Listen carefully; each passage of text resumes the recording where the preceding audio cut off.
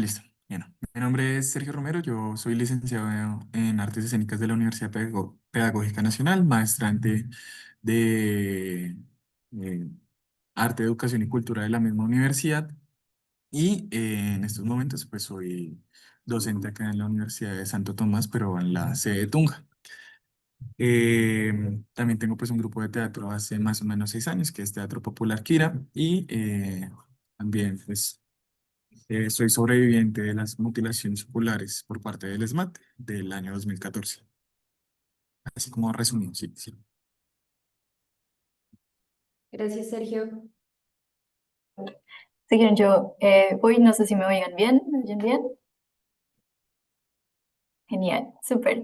Hola a todos, yo soy Lucía Guerrero, yo soy estudiante doctoral en la Universidad de Exeter, también investigo violencia de Estado contra manifestantes, específicamente enfocándome en el caso de la mutilación ocular durante el paro y pues más también antes del paro. Gracias a todos y todas por estar acá. Yo voy a estar moderando. Así que al final pues recogeré preguntas si las personas que están unidas virtualmente también tienen preguntas, no duden en mandármelas por el chat y estoy muy emocionada de escucharles a todos y escucharlos a todos. Nos vemos. Gracias. Lucía.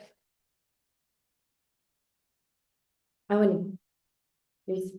Entonces, el orden era costurero, luego tú, luego Adelaida y luego Sergio. ¿Sí? Sí. Y bueno, listo. Entonces, bueno, vamos a empezar. Como con un breve contexto, digamos, el título que le dimos a la reflexión de la ponencia de hoy es El costurero por la memoria de la criminalización de la protesta y la puesta sensible en las puntadas del orden consensual. El costurero nació, digamos, como un proceso colectivo por parte de estudiantes de la Nacional, específicamente estudiantes de ciencia política, que, digamos, buscamos hacer una iniciativa pues de construcción de memoria de las afectaciones que tenía la criminalización de la protesta y la importancia de construir memoria sobre este fenómeno que atravesó, pues digamos que ha sido histórico. En el estudio nos hemos, pues digamos que se puede ver que ha sido histórico, pero que fue bastante particular en los paros del 19, 20 y 21. Y desde ahí conformamos pues el colectivo que es el colectivo Agujerear Barrotes, que está conformado pues por los mismos amigos de la carrera y, ¿y qué? Y ya ahí pues tenemos como una perspectiva abolicionista de la cárcel y pues muy crítica a todos estos procesos de criminalización. Bueno, continuando con lo que decía Daniela, parte de las experiencias que hemos tenido como colectivo nos ha llevado a trabajar primero en la biblioteca de la cárcel del Buen Pastor, pero también acompañando distintos procesos populares y sociales en Bogotá, en las localidades de Suba, de Osa, de Usme y de Ciudad Bolívar. Y de la mano de estas otras colectividades, pues hemos podido desarrollar como algunos de los procesos y productos que nos gustaría hablar en esta sesión. Sin embargo, antes de continuar con ellos, quisiéramos poder resaltar algunos de los elementos pues, principales que ahorita se perfilan en este contexto sociopolítico, particularmente en el contexto urbano de la ciudad de Bogotá. En primer lugar, evidentemente, pues no podemos hablar de la criminalización de la protesta y de lo que ha sido la emergencia de este nuevo ciclo paramilitar, sin antes hacer mención del asesinato de Camilo y Camila, quienes fueron pues asesinados el año pasado precisamente por estas fechas. Ellos hacían parte de un colectivo de arte distrital, de arte urbano en la localidad de Bosa, y pues su asesinato refleja también el crecimiento y la interacción de estos otros grupos de corte paramilitar, de corte del corporativismo mercenario, que es un poco la dinámica que queremos exponer a continuación, y cómo esto pues se va imbricando en las dinámicas de la ciudad. Entonces, precisamente a partir de ese contexto, pues este año hemos podido evidenciar el asesinato de otras personas que han sido o estando privadas de la libertad o que han sido personas liberadas después de su proceso de criminalización, particularmente de personas que habían estado asociadas a los procesos de protesta en la ciudad de Cali. Entonces, muy recientemente, precisamente en la ciudad de Cali y en la ciudad de Palmira, pues ha habido el asesinato de por lo menos 3 personas, pues ligadas a estos procesos. 10 personas, perdón, ligadas a estos procesos, particularmente personas asociadas al colectivo Jonathan Sabogal, pero también al colectivo La Hermandad, quienes fueron colectivos pues formados dentro de la cárcel, en parte como procesos o como resultado de los procesos organizativos que esas mismas personas tenían fuera durante el paro. En este sentido, podemos evidenciar que ambas dinámicas que observamos, es decir, el asesinato de personas privadas de la libertad como personas ligadas a los contextos de protesta, pues reflejan un contexto histórico en el que nos ubicamos, un contexto en el que reemerge la cuestión del orden social contrainsurgente, que es, digamos, la manera en la que distintos teóricos e investigadores sociales pues han tratado de identificar como este proceso. En esencia, la idea de orden social contrainsurgente refleja un modelo de configuración social en la cual pues, hay diferentes formas o dinámicas que obtiene el Estado, por las cuales este mismo logra reproducirse de forma ilegal o de forma paralegal. Este es el caso pues, del paramilitarismo, porque evidentemente el paramilitarismo no se puede entender solamente como una respuesta de la sociedad civil a la guerrilla, que es usualmente la dinámica que se quiere posicionar desde distintos sectores políticos, sino que el paramilitarismo en realidad refleja una configuración concreta de la economía política, más aún una economía en la cual pues se termina expandiendo hacia ciertas zonas que reflejan ese proceso histórico. Entonces eso, dentro del contexto de la violencia urbana, de la violencia paramilitar que se vive en la ciudad, pues observamos que tiene una función de evitar la emergencia otra vez de un movimiento social, de un movimiento popular, y más aún de una forma de enseñarse contra los cuerpos que se han revelado, que han sido criminalizados, y por tanto, pues tiene una función casi que de adiestramiento. Es decir, cuando uno ve, por ejemplo, el asesinato de las personas pues que estaban ligadas a los procesos en Cali, o que estaban ligados a los procesos en Bogotá, o la criminalización y la condena de las personas en Bogotá, pues uno lo que encuentra es también una forma en la cual el Estado se hace presente, tanto de forma legal, a través de la condena, como de forma ilegal, a través hasta cierto grado, incluso la financiación de estos grupos paramilitares. Entonces, esta matriz, si se quiere ver de esta manera, pues refleja un modelo mercenario, un modelo de mercenarismo corporativo, que es pues otra de las maneras en las cuales se ha utilizado la descripción de este tipo de fenómenos. Para nosotros es clave subrayar este elemento porque nos permite entender que la violencia que se genera ahora, que se genera alrededor de la criminalización de la protesta, no solo supone una violencia, digamos, contra determinadas prácticas o contra determinados repertorios de la protesta. Es decir, evidentemente, si uno, por ejemplo, va a una manifestación y en la manifestación hay, no sé, un elemento de acción directa, un elemento de acción o de, digamos, de instigación contra la fuerza pública, pues eso pues, va a resultar en una forma de criminalización, de detención o de retención. Pero a la par, pues también existen otros tipos de mecanismos, otros tipos de dinámicas en los cuales pues se va a poder dominar ese tipo de protesta. Y esto pues refleja que hay otra serie de elementos, otra serie de dimensiones de carácter social, de carácter simbólico, que es lo que permite entender por qué o cómo se criminaliza la protesta. No solo se criminaliza, como digo, no solo se criminaliza en términos del derecho y lo que ocurre, por ejemplo, con la desagregación del delito político, sino que también ocurre la manera en la cual pues se legitiman ciertos sectores sociales o ciertos elementos que permiten la reproducción del Estado, como la fuerza pública, mientras que se deslegitima o se criminaliza pues a determinados otros elementos sociales, como puede ser un movimiento popular. ¿Quieres decir algo?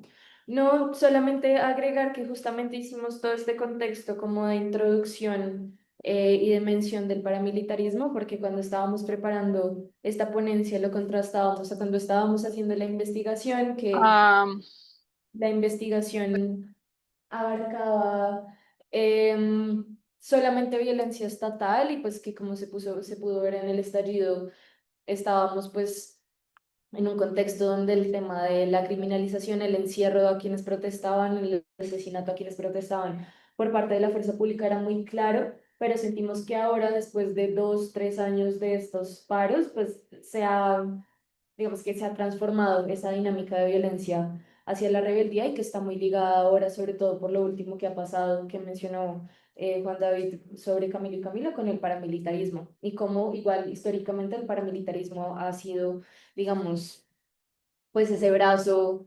em, no sé cómo decirlo, como, Como bueno, para del la... lado del Estado, sí, eso. Y ya para ahondar un poquito como en la parte conceptual de por qué hablamos de apuesta sensible en las puntadas del orden consensual, voy a hacer como no sé, como un contexto breve teórico, y es que nosotros, para hacer como el análisis de todo el trabajo que estuvimos haciendo con el costurero, usamos como referente a Laura Quintana y la lectura de Laura Quintana sobre Jacques Rancière, que es un filósofo europeo, francés. Entonces, ella hace una lectura y una situación como, o sea, sitúa un poco la teoría de Rancière en la realidad colombiana y habla de un concepto muy importante que es el cerramiento. Y dice que el cerramiento es una marcación de límites que busca la anulación de la experiencia de configuraciones otras. Estos cierres son fundamentales para una forma de ordenamiento social bajo la lógica consensual.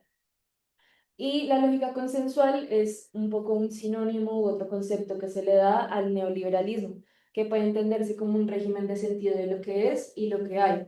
Esto está muy enmarcado en, digamos, el giro afectivo de la filosofía y de la teoría política también.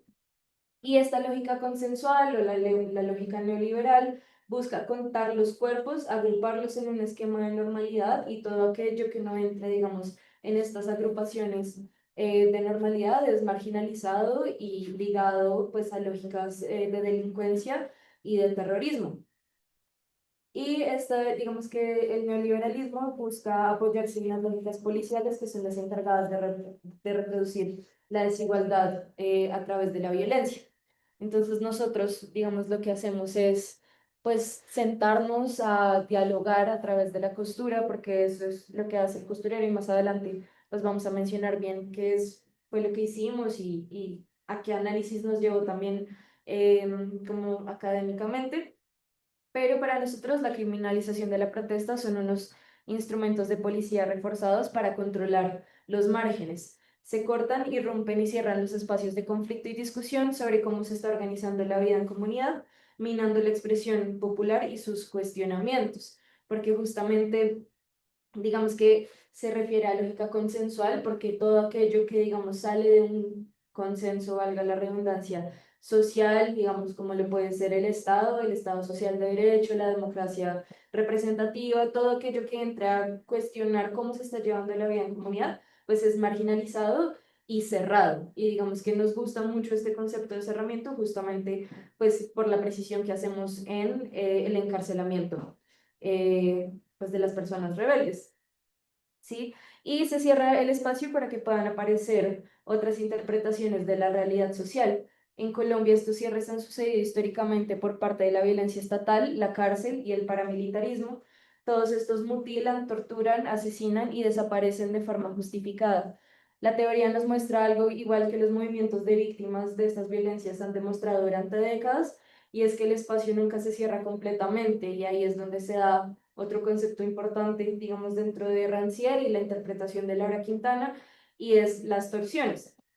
¿Sí? Entonces tenemos como este panorama del cerramiento, ¿no? A partir de la lógica consensual o del neoliberalismo, y están las torsiones ante esos repartos sensibles limitados.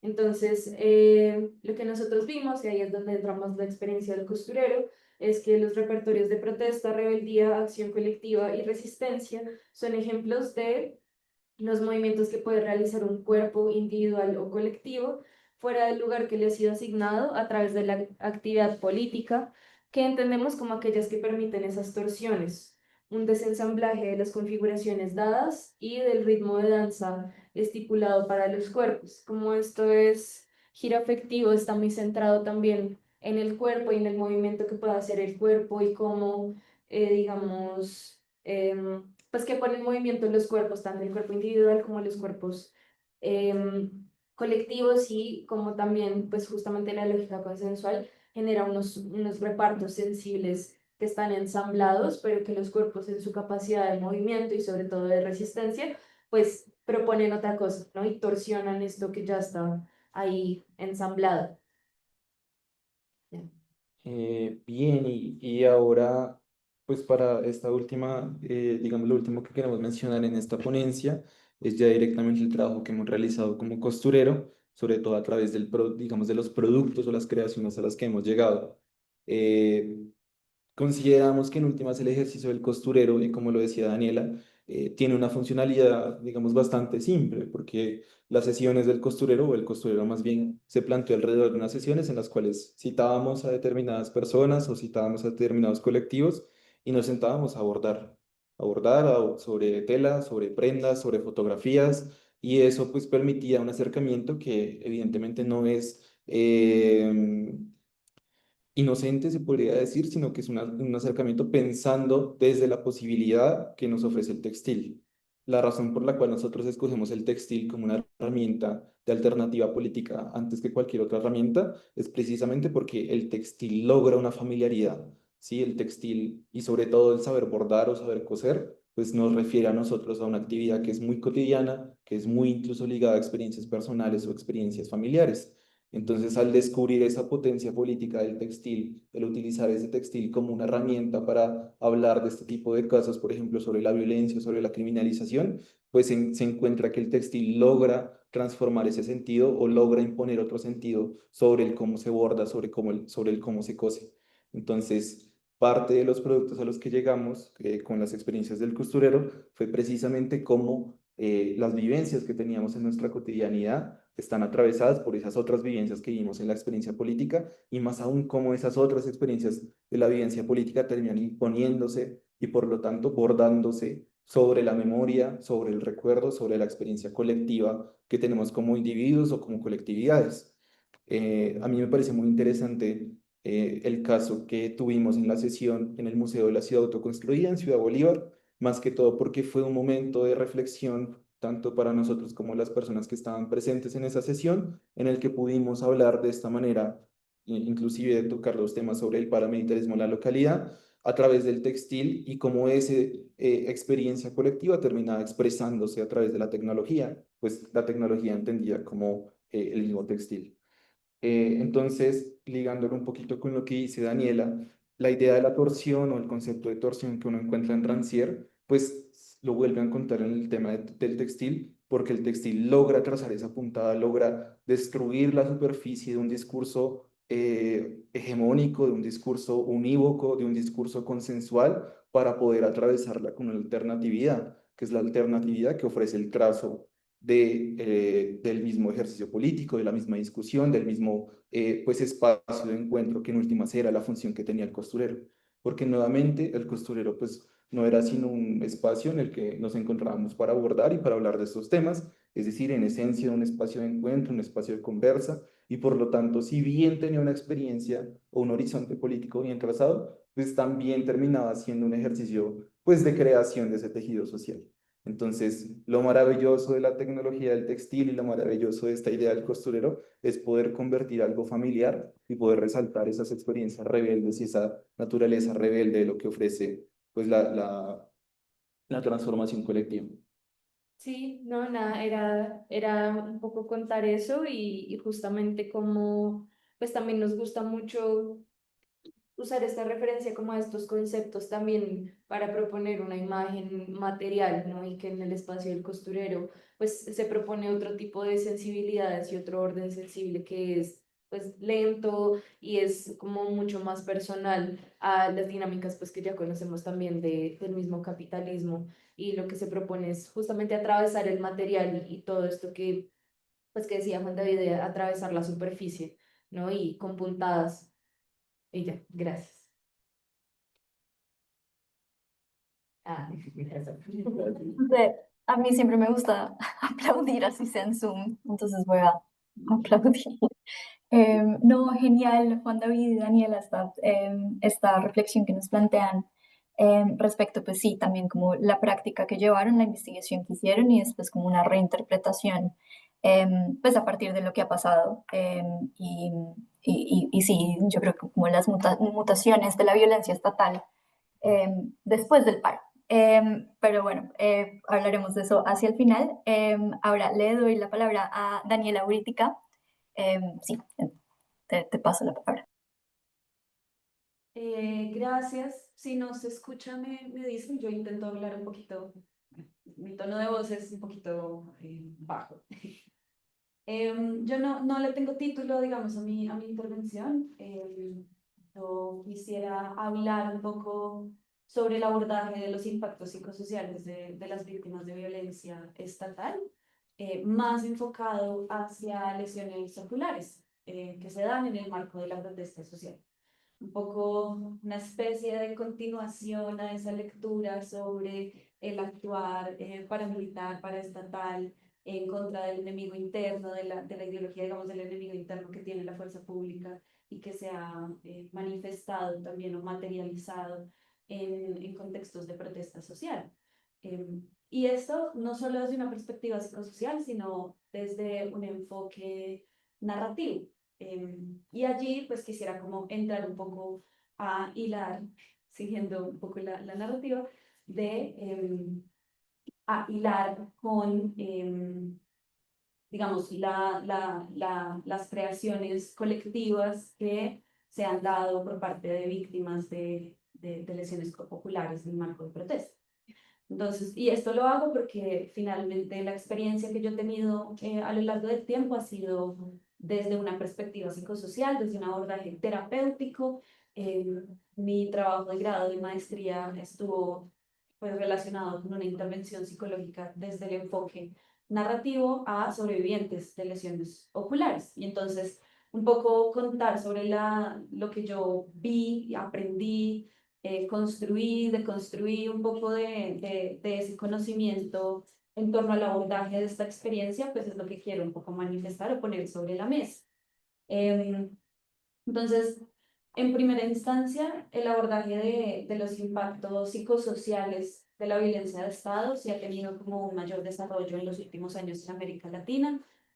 Ha sido impulsado principalmente por organizaciones de derechos humanos, por organizaciones sociales, particularmente en torno a las que se conforman las víctimas de violencia policial o violencia de crímenes de Estado.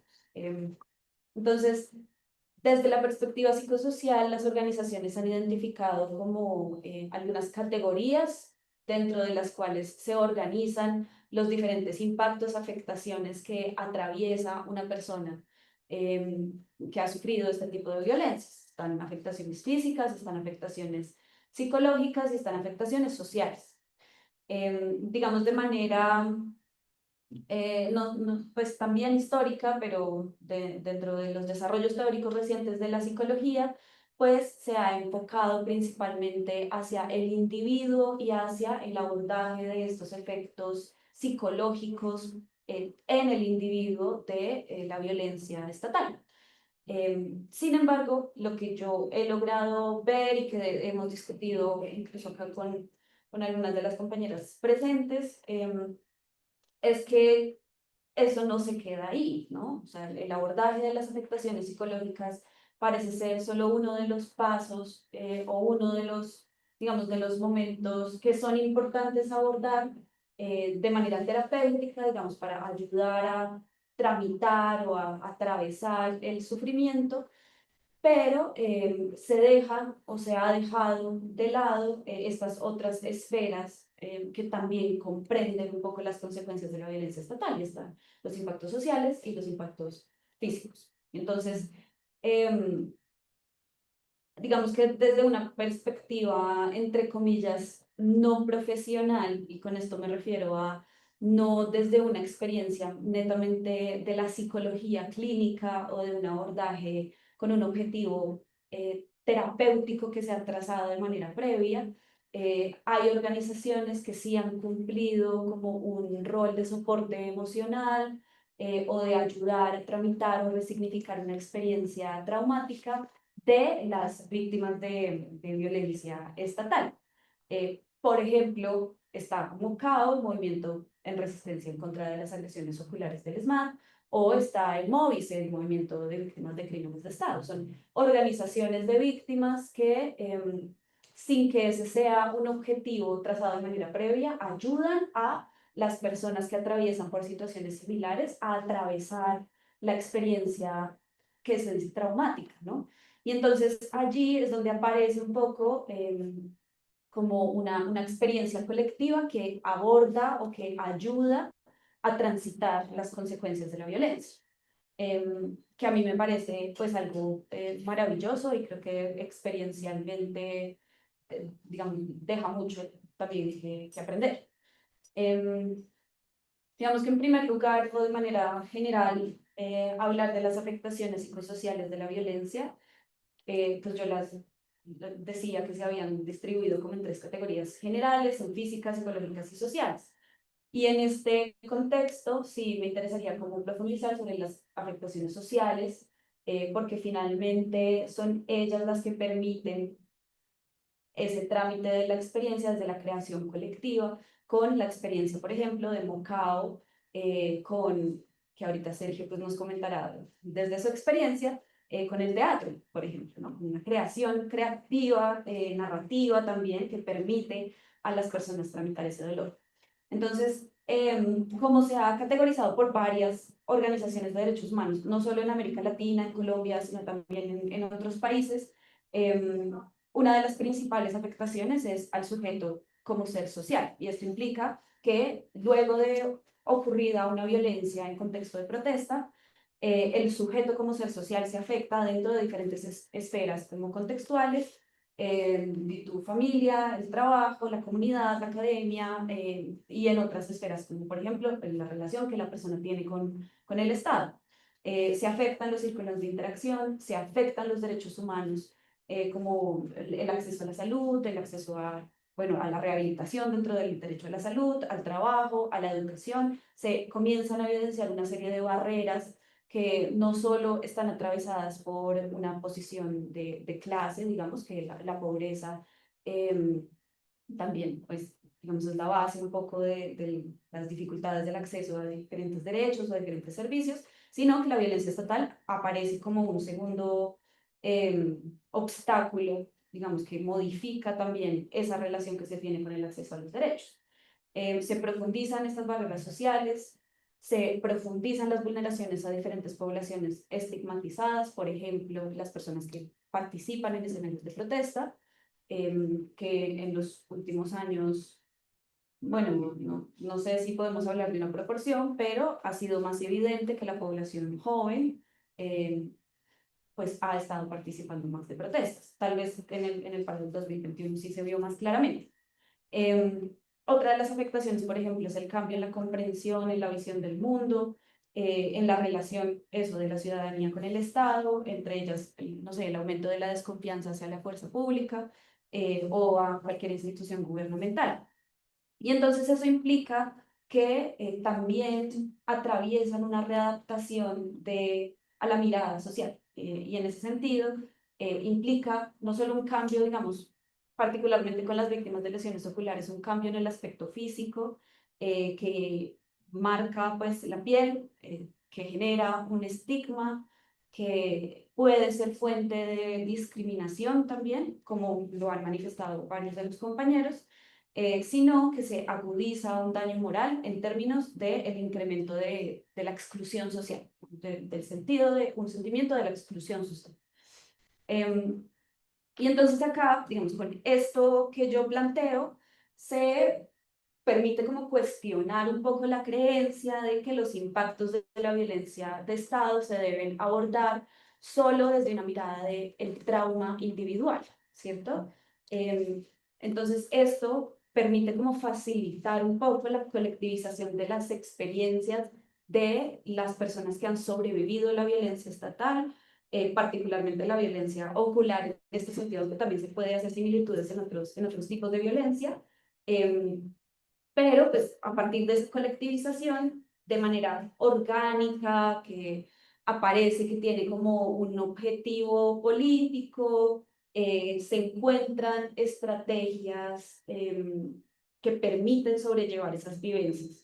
Y desde allí construir unos espacios de resistencia que superen ese espacio individual y que pasen a ser un espacio, digamos, de denuncia social. Eh, entonces, digamos, allí yo destaco como desde esa perspectiva, esa construcción colectiva no solo de significados, sino de compartir experiencias similares que permiten resignificar y actuar finalmente sobre lo que se considera, se significa, ¿no?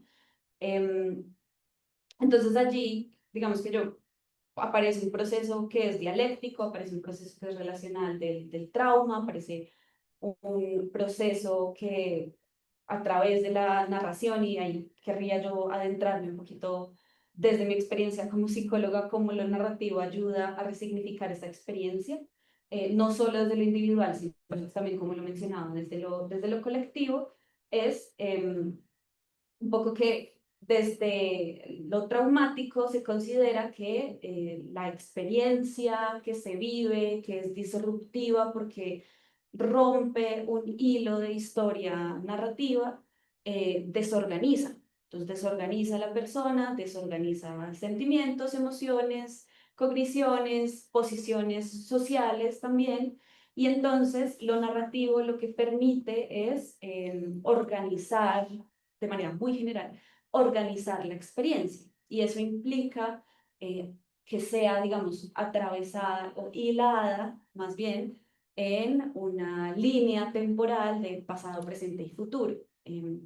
Bueno, que autores como Heidegger también hablaban de un triple presente, entonces el presente, el pasado en el presente en el presente y el futuro en el presente. Entonces, bueno, hay otras consideraciones teóricas frente a ello, pero ese hilo narrativo que se construye para resignificar esa experiencia, se puede hacer de muchas formas. Se puede hacer por medio de una vía oral, narrativa oral, ¿no? Que, por ejemplo, en el espacio de terapia o de psicoterapia, eso es lo que finalmente se hace, o sea, narrar y la cura a través de la palabra.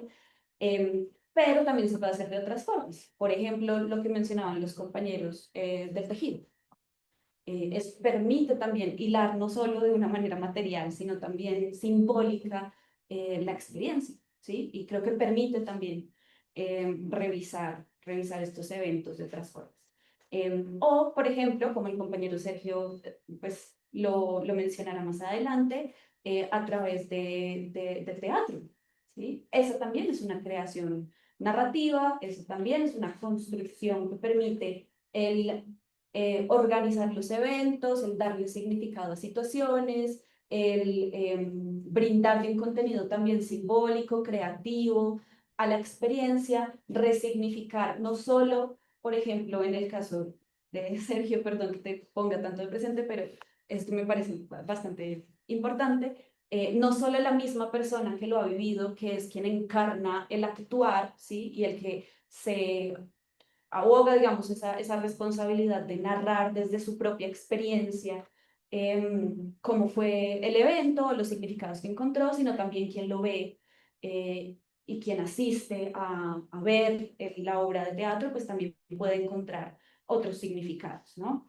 Entonces creo que eso, digamos que posibilita también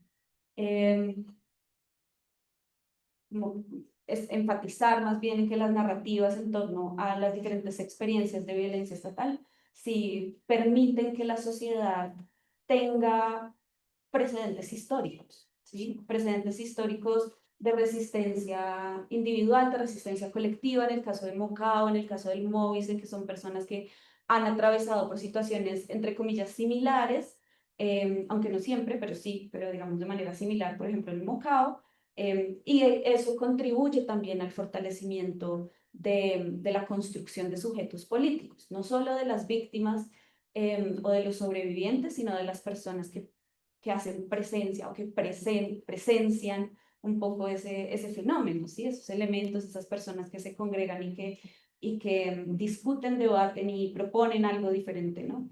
Entonces, ese elemento político que hace visible también al movimiento social en Colombia, creo que es fundamental, ¿no? Entonces, la narración allí atraviesa un poco una experiencia de ir y venir, ¿no? De volver al pasado, pero traerlo presente, pero ponerlo en el futuro, y ese futuro es lo que moldea un poco nuestra actuación presente, por eso se hablaba del triple presente.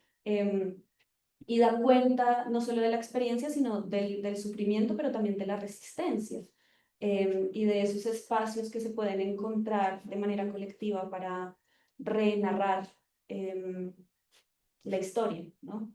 Y construir un poco ese sentido diferente que provee pues, a la sociedad de un nuevo norte también político. Em, sí, dejaría ahí. Gracias, ya estoy justo en tiempo. Sí, sí. Gracias, Dani, genial.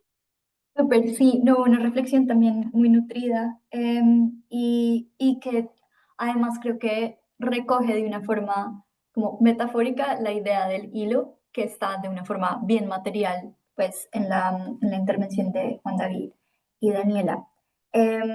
Ahora pasamos la palabra a Sergio, ¿cierto? Sí, Sergio. Sí, entonces te paso la palabra, Chacho. Adelante. Creo que era primero AD, ¿no? ¿Voy yo? Sí, sí, voy yo. Tienes razón, perdón. Dale, dale tú. Dale, dale, me da igual, pero dale, voy. Eh, bueno, hola a todos, voy a compartir mi pantalla, me avisan si funciona.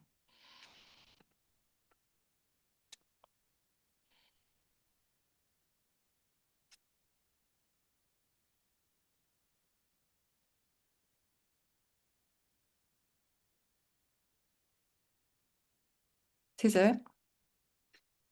¿No? Sí, sí. Ah, listo. Bueno, listo. Bueno, primero de todos, muchas gracias a los que están en el cuarto por estar y por organizar todo a pesar de lo híbrido del evento. Yo soy Adelaida, antropóloga de la Universidad de Brown y mi enfoque es usar métodos visuales para testimoniar violencia de Estado. Y aunque normalmente, como saben, normalmente hablo de lo textil, lo de arte visual y cine, hoy voy a hablar del teatro. Esta charla que voy a dar, pues esta ponencia combina un poco mis propias entrevistas con un análisis de obras artísticas sobre madres y familiares de víctimas de violencia que buscan justicia. Voy a hablar de obras que se han llamado antígonas en Latinoamérica y personas que se han llamado antígonas. Como antropóloga he pasado años investigando estos temas con observación, etnografía y entrevista, pero con este trabajo mi idea es como apostarle a mirar archivo, mirar obras junto con entrevistas para pensar cómo podemos combatir un poco la idea del extractivismo académico. Eh, Como bien sabemos, durante la Guerra Civil Colombiana, más de 6.402 civiles fueron asesinados por el ejército en ejecuciones extrajudiciales mal nombradas, falsos positivos. Y durante solo 3 semanas de protesta civil en mayo de 2021, al menos 43 civiles fueron asesinados por la policía. Estos son los nombres que aparecen en la foto. Y en los dos casos, parte de la razón que conocemos estas estadísticas es por los testimonios de madres que buscan justicia por sus hijos o familiares. Sus testimonios se han mediado a través de obras de teatro, procesos judiciales y textos académicos. Hoy con este proyecto junto investigación etnográfica con análisis de performance y testimonios archivados para pensar estas madres o antígonas que resisten violencia estatal, pensar de sus ideas y sus actos en diálogo con casos de desaparición en México y Argentina también. Mi pregunta principal es, ¿por qué será que se evoca el personaje de Antígona del mito griego en el marco de estos movimientos, ¿no? ¿Por qué será que nos gusta tanto en Latinoamérica? ¿Y cómo es que el duelo se amplía a través del arte en estas adaptaciones para pedir justicia? Voy a juntar y hablar un poco de adaptaciones teatrales de Antígona, testimonios del Informe de la Verdad que salió hace unos años y mis propias entrevistas como para entender esta pregunta. Y concluyo con una reflexión sobre el riesgo de la etnografía extractiva, proponiendo que usar el archivo junto con la etnografía es como un pequeño gesto útil para reducir el extractivismo académico. En América Latina hay una tradición muy fuerte de madres y familiares de víctimas de violencia que luchan por justicia como parte de movimientos sociales. Las madres de la Plaza de Mayo en Argentina, las MAIS Pela de Versidade en Brasil, comadres en El Salvador y madres de maquiladoras en México resisten las desapariciones localmente allá. Y todos estos grupos han resistido violencia en el marco de su cuidado materno, ¿no? Es un cuidado que se extiende a sus comunidades y al futuro. Y en mi propia investigación, entre las madres con las que he trabajado y entrevistado, está Jacqueline Castillo, representante legal de Mafapo, y Daisy Álvarez Aldana, que es madre de Teo Aldana, un niño que murió por una bala del ESMAD en Suacha en 2020. Daisy ha usado murales como parte de su resistencia. Mafapua también usa murales, textiles y performance para denunciar los agresores que matan a sus hijos. Y los testimonios de las dos se han mediado ya por medios, por artistas y por académicos.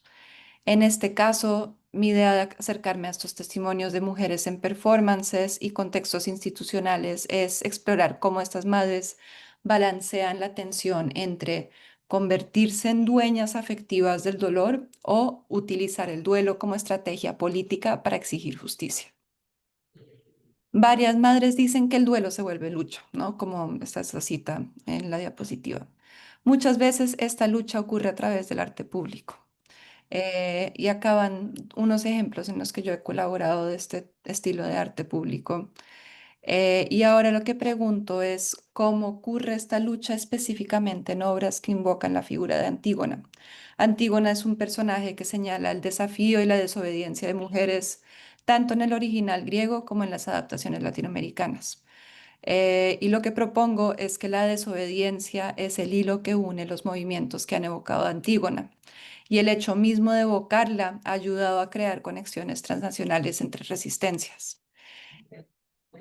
Este, este proyecto también representa un cambio en mi manera de hacer antropología, porque por el mismo hecho de mezclar entrevistas con teatro, intento ser cómplice de proyectos políticos y ampliar su alcance, en vez de extraer historias dolorosas como si fueran materia prima en nombre de la investigación científica.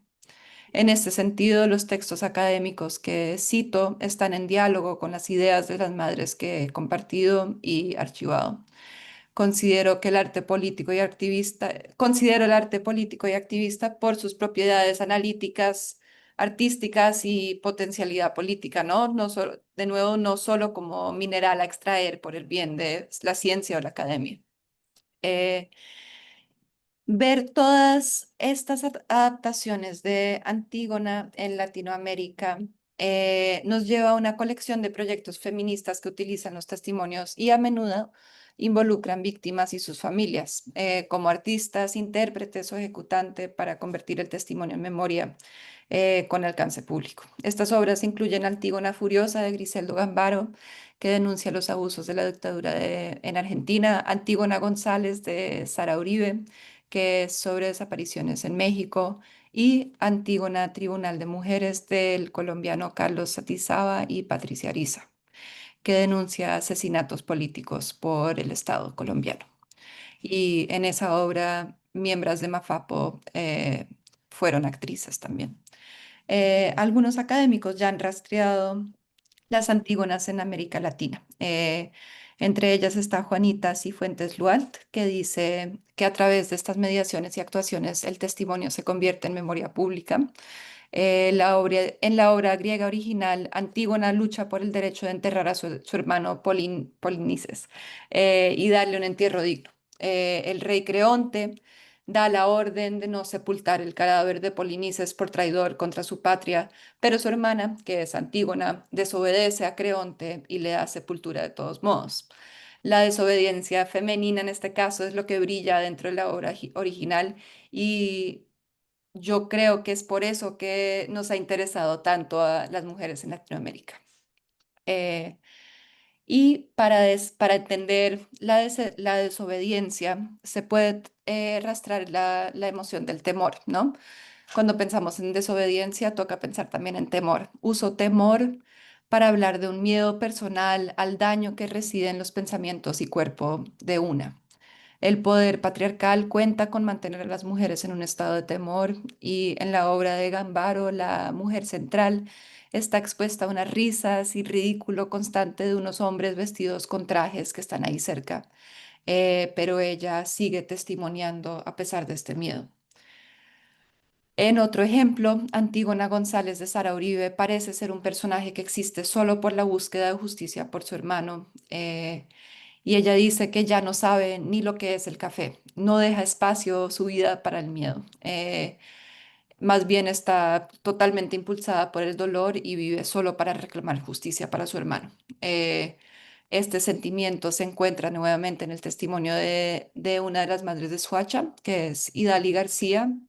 eh, y ella cuando presentó su testimonio para la Comisión de la Verdad, le dice otra y otra vez a las otras víctimas, urgimos que dejen el miedo para unirse al reclamo por la injusticia de los falsos positivos. Ella le pide varias veces a las madres y familiares de víctimas que no han denunciado que dejen el miedo. Jacqueline también dijo en su entrevista que el secreto de su lucha es que a pesar de repetidas amenazas y casos de violencia contra ellas, dice, ya no tenemos miedo. Y para mí esto no es algo ligero. Creo que se exige un compromiso increíble para ser parte de sus movimientos y también creo que no es que Jacqueline no sienta realmente nunca temor. Por ejemplo, ella se preocupó por mí cuando la esperaba en una calle sola. Ella tiene guardaespaldas por las amenazas que ha recibido. Sin embargo, ella desobedece su miedo. A pesar de docenas de amenazas de muerte, sigue denunciando. Y otras miembros de Mafapo que han enfrentado violencia directa después de denunciar lo ocurrido, pero no se retroceden, ¿no? En vez ellas desobedecen el llamado del miedo al silencio. Y entonces yo pregunto, ¿será que una de las ventajas de la figura de Antígona es el poder representar por el arte testimonial y el teatro a las multitudes de víctimas que no están preparadas para hablar? Judith Butler sugiere que Antígona es poderosa porque contiene multitudes. La misma estadística, 6.402 de falsos positivos, es mucho menos del número real de asesinatos extrajudiciales cometidos por el Estado. Pero el problema es que muchas madres y familiares no han dejado el miedo para hablar. Pero una solución ha sido usar el poder afectivo del arte público, la actuación, el teatro para exigir justicia y como ampliar la dimensión afectiva del duelo. Las formas expresivas como el teatro y la poesía, según Tamara Williams, pueden lograr lo que las estadísticas no logran. En su análisis de cómo el poema Antígona González apoya la búsqueda de justicia en México, Williams dice que las viñetas dan voz y evocan la humanidad, la dignidad y la individualidad de todos aquellos que siguen desaparecidos o cuyas vidas han sido truncadas permanentemente y, en última instancia, subvierte los relatos oficiales más confiablemente científicos, más imparciales, más severamente racionales que desencarnan y deshumanizan los muertos y desaparecidos, reduciéndolos a cifras y estadísticas objetivas. Entonces, en este sentido, el arte público, tanto en el caso de las familias de los desaparecidos en Colombia como en México y Argentina, centraliza la dimensión afectiva del duelo, humaniza la identidad de los muertos y resiste así la posibilidad del olvido. Eh, Diana Tyler también habla del papel del performance en escenificar el conflicto como un lugar para que el público entienda el conflicto. En el caso de Argentina, la impunidad por las desapariciones durante la dictadura no se trataba tanto de un horror que paralice, sino de que el público decidiera mirar hacia el otro lado. Ver las ausencias, pero no leerlas. Antígona furiosa reconoce el silencio y hace que el público lo enfrente. hace que el público tenga que participar en el duelo para llegar a la siguiente etapa de mediación, de experiencia en la memoria colectiva. Siento que el arte popular hace algo muy parecido. Esta mirada la discute un miembro de las Fuerzas Armadas colombianas, quien reflexiona sobre su participación en asesinatos por falsos positivos. En su testimonio de la Comisión de la Verdad, él dice, por eso yo creo que de ahí muchos comentarios que en otros escenarios me han realizado de que, oye, es que los militares son brutos, ¿por qué son brutos? No, porque si van a realizar ejecuciones extrajudiciales, ¿cómo le van a poner las botas izquierdas a los muchachos? Eso es muy estúpido, es como, mire, pílleme. Yo creo que eso va más allá. No es que fueran brutos, es que se creían tan intocables, nos creíamos tan dioses pequeñitos que creíamos que teníamos tanto poder, ay, perdón, que teníamos tanto poder y había tanta indiferencia hacia la vida de otros seres humanos que jamás nos importó que nos pillaran, que hubiese una investigación o qué tal, simplemente creíamos que eso jamás nos iban a tocar. Entonces no es que fuéramos brutos, sino que es que no había importancia ninguna, ni ningún respeto hacia la vida humana, que me parece peor, yo preferiría ser bruto, ¿no? Eh, entonces él dice que había tal impunidad que se podía matar sin miedo, ¿no? La gente que tenía poder no quería mirar. Y entonces yo lo que quiero es concluir con un apunte sobre lo oscuro del trabajo de quienes luchan por justicia o del cuidado que requiere ser Antígona. En el blog de la colombiana Antígona Gómez, que es creado por una hermana que busca a su hermano desaparecido, describe sus inicios como nacida en la tempestad, buscando mundos más tranquilos, venida al mundo en un parto de dolor y miedo, un triste 21 de marzo. Ella dice que el día que desapareció su hermano, nació ella de nuevo como Antígona. Es una nueva identidad dedicada completamente a la memoria de su hermano y muestra valor y fuerza, pero también es muy fuerte esto de existir solo para reclamar. Es un ejemplo extremo de la labor emocional de cuidar que se le exige a la mujer, a las víctimas, y ella ahora debe cuidar la patria, la memoria, la justicia, la historia. Y me hace pensar que algunas madres en los espacios que circulé durante el paro estaban totalmente fatigadas de las entrevistas. Habían contado, vuelto a contar y analizado otra y otra vez sus historias para los medios, investigadores, comisionados de la verdad y tribunales. Y en sus declaraciones a la Comisión de la Verdad, Idali García de Mafapo, por ejemplo, relata cómo fue presionada para estar en varios documentales diferentes y los periodistas le pedían fotos, detalles, historias para publicar. Y esto llegó a un punto crítico cuando después de dejar que un equipo de cine documental entrara a su casa, la producción final la degradó al declarar que su vecindario, donde está realmente le gusta vivir, estar orgullosa de vivir allá, lo llamaron un barrio marginal. Eh, y propongo de golpe que una de las respuestas a esta tensión, aparte de que cada investigador de verdad debe ser cómplice de las luchas y participar en protestas, no, yo creo que no hay teoría crítica sin praxis, también es que los antropólogos deben usar los testimonios que ya existen, que ya están en Internet, investigar con obras de teatro, documentales en YouTube, Instagram, reportajes ya elaborados por las propias víctimas y tomar en serio la manera que los testimoniantes ya han mediado sus propios testimonios en vez de repetir las entrevistas otra y otra vez. Ahí, ahí los dejo. Gracias. Gracias, Ade, genial. Sí, como siempre voy a ofrecer un comentario corto para poder hacer el puente, aunque el puente pues va a ser bien interesante porque pues has hablado de performance y de performance además agenciado por sobrevivientes, víctimas familiares de víctimas, como un archivo no solo, digamos, fértil, sino crucial y curado ya por quienes de alguna forma benefician, comillas, de la investigación académica o quienes deberían beneficiar. Em, y, y esto que dices como del performance como algo que que media eso que es tal vez vivido individualmente, como el trauma individual que mencionaba Dani y que lo vuelve algo común, me parece fundamental. También en relación como con pues, lo que hacían en el costurero, que es utilizar algo que es familiar precisamente para evocar o como reinterpretar algo que tal vez no es del todo familiar o que es de nuevo traumático o estigmatizado. Sin más, paso a Checho ahora sí. Ay, y sí, bueno, y tenía otro comentario sobre la higienización moral, pero y no sé si Checho va a hablar de eso en esta presentación precisamente, pero bueno, se lo paso a Checho. Adelante, Ceci. Hola, buenas tardes, ¿cómo están? Espero que estén muy bien. No sé si me escuchen bien, me tocó cambiarme de lugar. ¿Sí? Se escucha bien. Sí.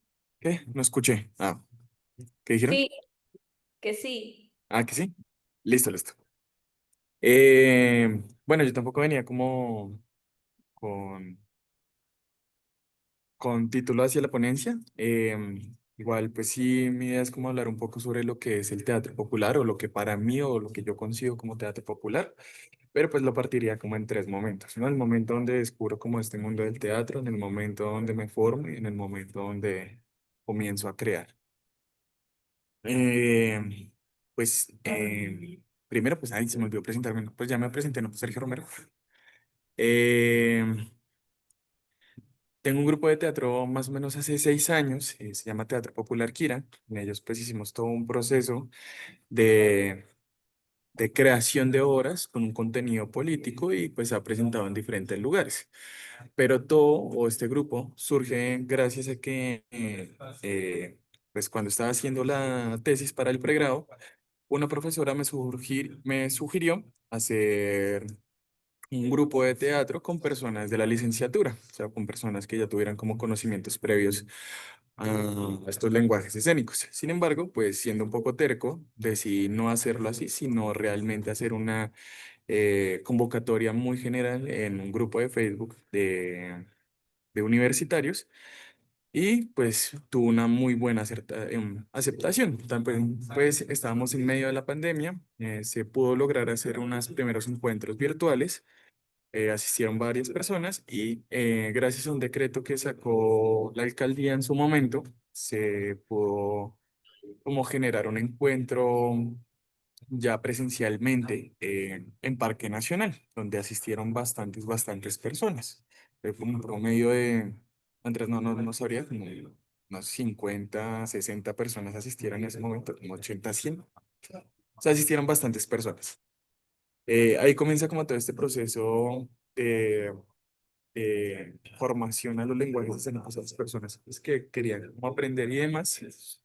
Y pues como con toda esta idea del teatro popular, ¿no? Principalmente pues se tenía tres ideas, pues como tres temas para montar en ese momento, que era sobre el genocidio político de la Unión Patriótica, eh, el genocidio que vivieron los estudiantes en la Universidad Nacional por parte del ejército y el inicio de los bandoleros en Colombia. Pero poco a poco la investigación fue avanzando, pues me fui hacia otra investigación, que era lo que decía la compañera Lucía, sobre la higienización moral en los imaginarios de la sociedad colombiana hegemónica. Eh, y ahí pues comencé a hacer toda esta investigación. ¿Y esta por qué? Porque en el 2014, a mis 16 años, sufrí la mutilación ocular por parte de un ente del ESMAD. A través de durante todos estos años y todas las experiencias que viví, pues todo lo que tuve que afrontar, pues me di cuenta que sí se hacía como un control social frente a las personas que teníamos algún tipo de mutilación o malformación, o si éramos literalmente marcados por bueno, por decirlo así de alguna forma, por el Estado.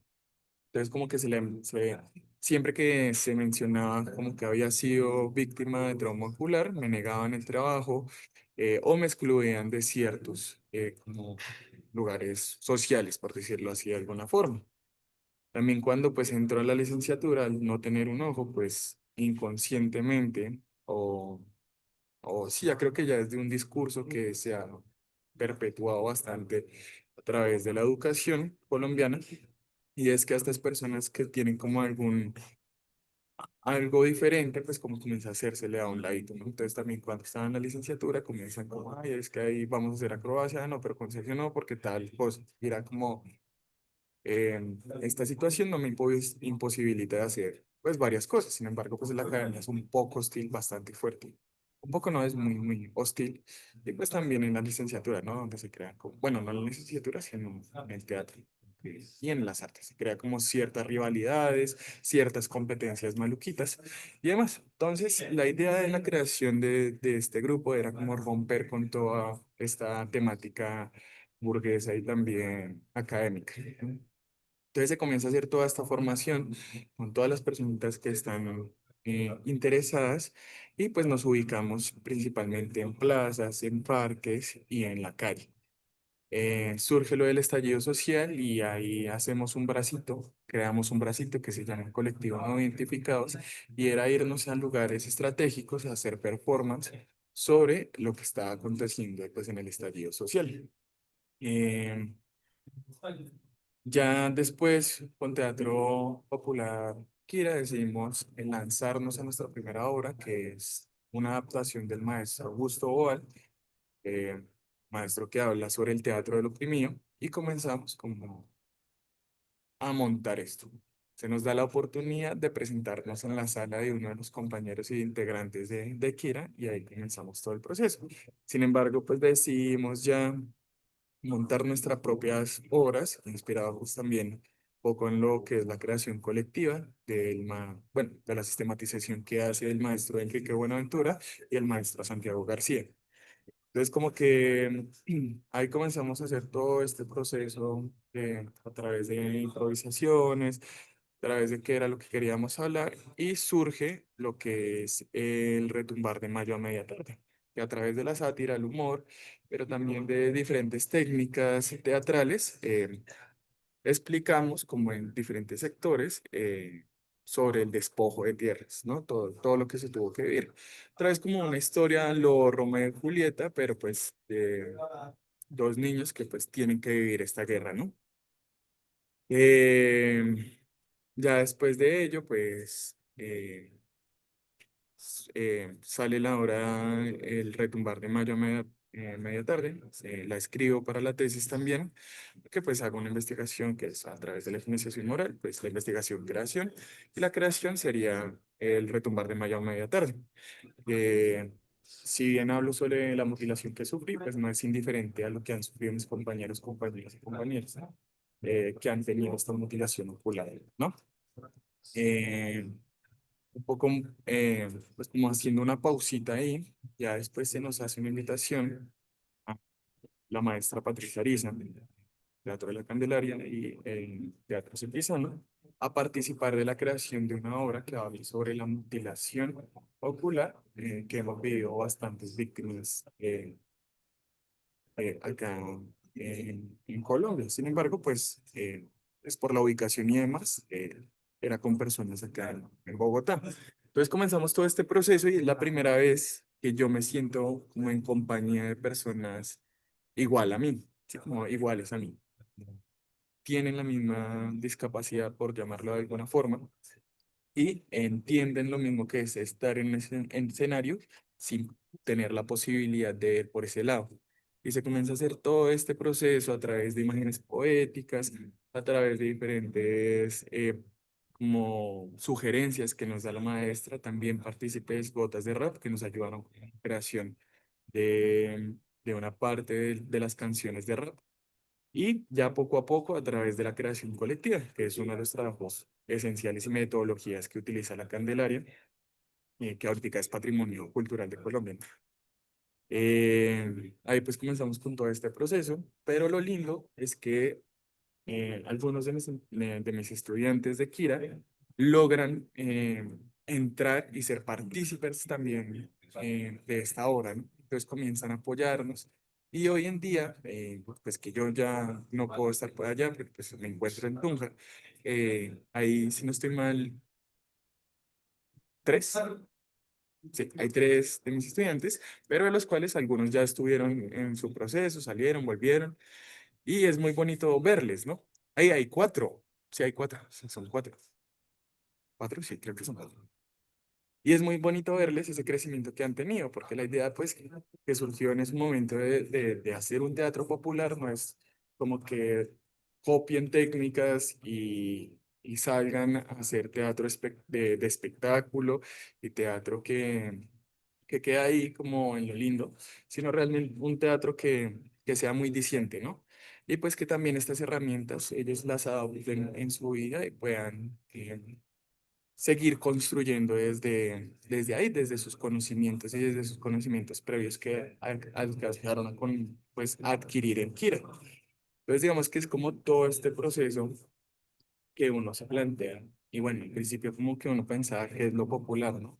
Si lo popular era que asistieran y no se generaran coro o alguna forma así por el estilo, pero no, lo popular es hablar de lo que está sucediendo, de tener un convivio con las personas, de generar como una convivencia y más allá, pues también comenzar a generar como esa parte ya familiar. Muchos de ellos me decían como es que es un proceso que no he abandonado, por más que haya querido, como que ha mantenido, se mantenido. Yo creo que la principal idea es seguir innovando en, en estas ideas de donde llegamos.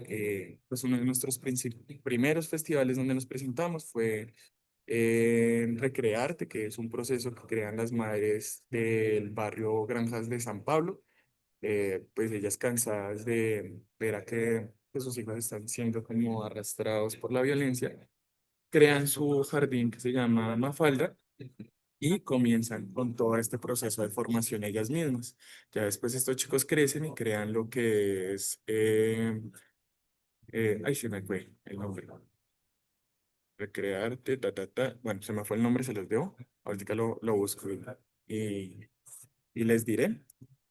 Pero este proceso pues lo crean ellos como a partir del rap y del hip hop. Entonces comienzan a acercar a los chicos del barrio para que se metan a esta biblioteca comunitaria, que es la biblioteca comunitaria Manuela Beltrán. Entonces ahí nos hacen la invitación, nos presentamos, encontramos que es un barrio en la periferia de Bogotá y pues que estos temas como que nos habían tocado. También nos presentamos en Las Cruces y en el Guavio, que es arriba de Egipto. Y pues tenemos también la oportunidad de presentarnos en la Universidad Pedagógica Nacional. Eh, También algo muy, muy bonito es que cuando estrené la obra El Retumbar de Mayo a media tarde, que es de la mutilación de mi ojo ocular, de mi ojo, perdón, de mi ojo, eh, y hacemos la propuesta en la Casa Trocha con la compañera Doris. Ella nos dice que sí, que todo bien, pues que van a cobrar como un porcentaje. Sin embargo, ve el camello que hacemos y ve el proceso que hacemos y dicen como todo bien. Eso es para ustedes, qué chimba que sigan haciendo eso. Entonces, digamos que uno comienza a tejer varios contactos y varias personas muy, muy bonitas. Entre esos, digamos, también conocimos a Lucía el Aidan, que también tuvimos la oportunidad que pudieran estar un tiempo asistiendo como o conviviendo en teatro, pudimos tener como ese momento también, que genera como ese convivio, que es muy, muy importante dentro del teatro. O sea, lo más importante que yo creo en estos momentos es la otra, y que es algo que se nos ha olvidado y que es pensarnos en el otro. Es muy bonito crear discursos y demás, pero si no pensamos en el otro, si no comenzamos a generar más ayuda hacia nuestros compañeros y compañeras, pues nos quedamos ahí solo en el discurso. Digamos que el teatro tiene algo y es que es muy vertical, sin embargo también se puede hacer teatro horizontal, que es a través de la ayuda y la creación colectiva con todos. No sé si se me escapa algo, no sé si voy bien de tiempo. Lucy, ¿voy bien de tiempo? Bien, listo. Eh, Te queda tiempo. ¿Me queda tiempo? Bueno, ¿qué más les cuento? Nací en 1997. Pero también si quieres Eh, dejar ahí, puedes dejar ahí, pero tienes tiempo si quieres compartir algo más. no, es que yo sé que iba a decir algo muy importante, pero no sé, se me fue. No, nada, si tienen la oportunidad de acercarse a Teatro Popular, quiera e ingresar ahorita, pues algunas cosas. Ay, bueno, eso sí es lo que iba a decir, que lo lindo es que se crea un grupo de base, ¿no? Como que se crea todo este ejercicio de base, todas estas personitas comienzan pues, a indagar también en todo este mundo teatral y pues por condiciones económicas, abandonó Bogotá, me vengo acá a Tunja, pero Kira se mantiene ahí, así sea tambaleando, se mantiene gracias a que las compañeras y compañeros están ahí presentes, están apoyando, mandan información. O sea, eso me parece muy bonito y es un ejercicio del teatro popular, o sea, de que se mantenga y ese poder sea rotativo, no que sea como a la cabeza de una sola persona que fue quien la creó, sino que también se pueda rotar ese poder. Eso es lo más importante. Ay, que ustedes también hicieron parte, perdónenme, allá Adelaida hizo parte de un performance, o sea, con compañeras también de Kira, que me parece hermosísimo y fue como, "Oh, qué chimba lo que lograron". O sea, no, ya, solo como esas cosas. Pero habla más, tienes el tiempo para hablar de las lloronas, si No quieres hablar. sé, ¿qué más? Ya, digamos, Ok, ¿de no, no, todo qué? bien. Sí, pero sí, es el performance de las lloronas de Gaza, ¿puede ser?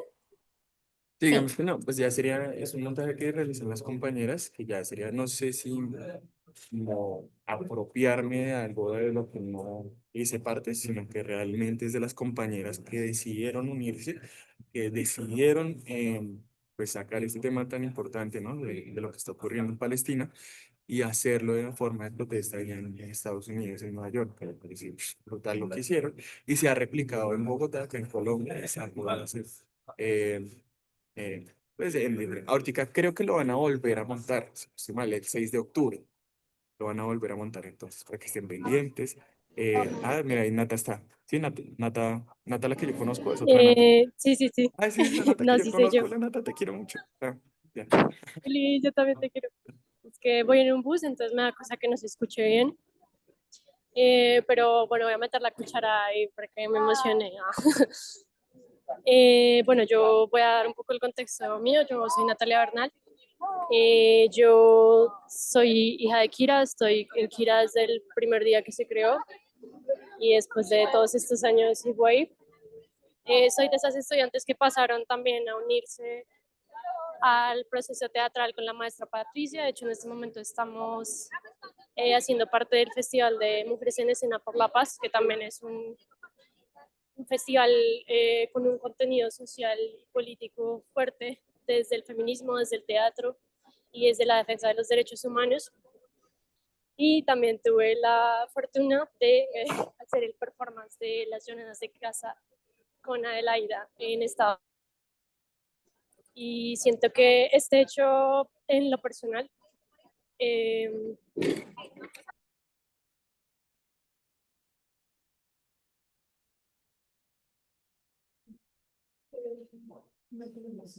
porque me dio como la certeza de que puedo llevar mi acción política a donde sea que vaya, esté aquí con Kira, esté con el colectivo de la maestra o esté sola en medio del apañe con las amigas y en medio de la de frustración de no saber qué hacer con toda esta violencia que a veces se vuelve asfixiante. Entonces, como que Kira, para mí como proyecto en lo político y en lo personal, ha sido transformador en la medida de que le permite a las personas interiorizar que son agentes activos eh, en el plano artístico y político y que podemos replicarlo y llevarlo como en nuestro diario vivir. Eso, la acercación con las calles, el acercamiento con las calles. Yo hablaba con mis compañeras de Kira, bueno, las compañeras con las que hicimos el performance de Las Lloronas de Gaza y me decían como que es una manera muy distinta de irrumpir en la calle, es algo que uno normalmente no se piensa y como que lanzarse a dar el salto era como algo muy aterrador. O bueno, no sé si aterrador, pero sí intimidante de alguna manera.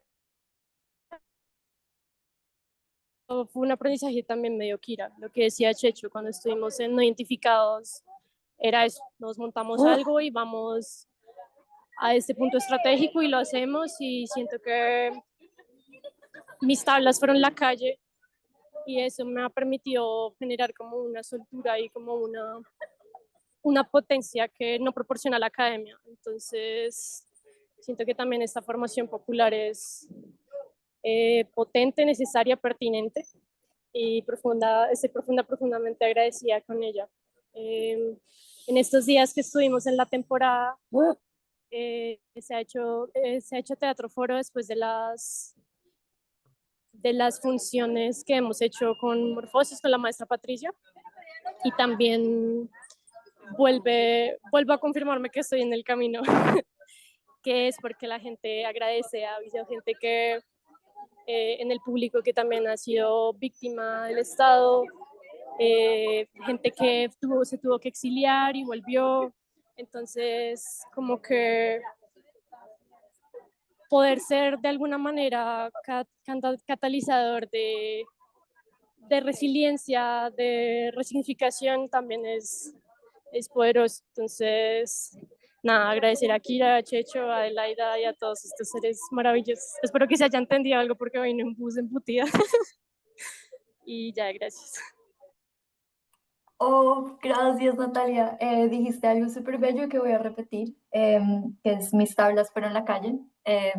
Eslogan para Kira, tal vez, no sé. Está muy bueno.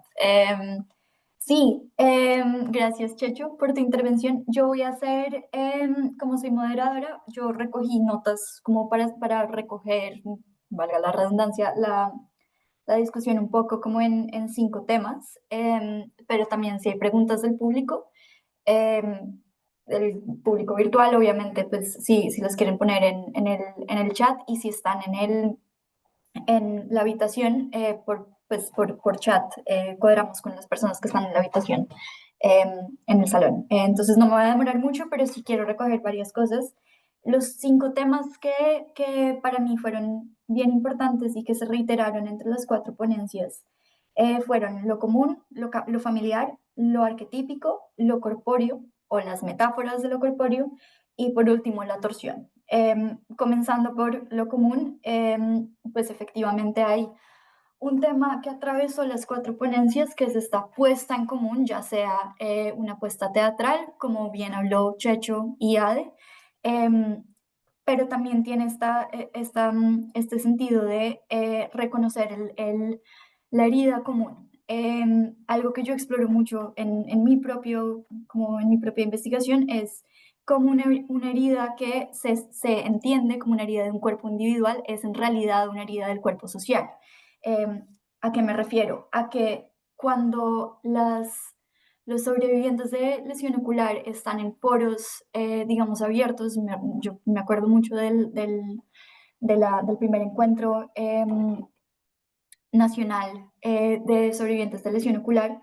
Hay un reconocimiento de que a ti no te pasó lo mismo que a mí, no te pasó lo mismo en el mismo lugar, no te pasó ni siquiera en el mismo paro nacional. Sin embargo, eso que te pasó a ti pasó por las mismas razones.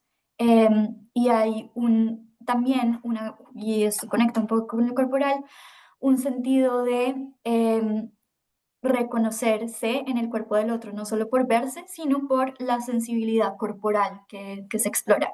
Y esto es algo que también pues observé muchísimo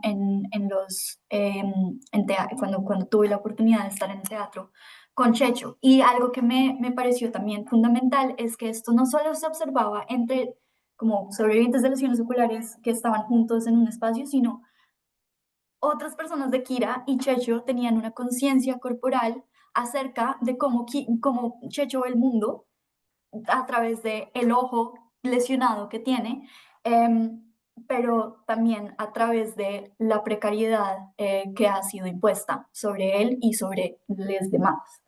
Eso me parece importante. Este tema de invitar al otro al duelo, que tal vez no es el mismo duelo por el que ese otro está pasando, pero que ciertamente resuena.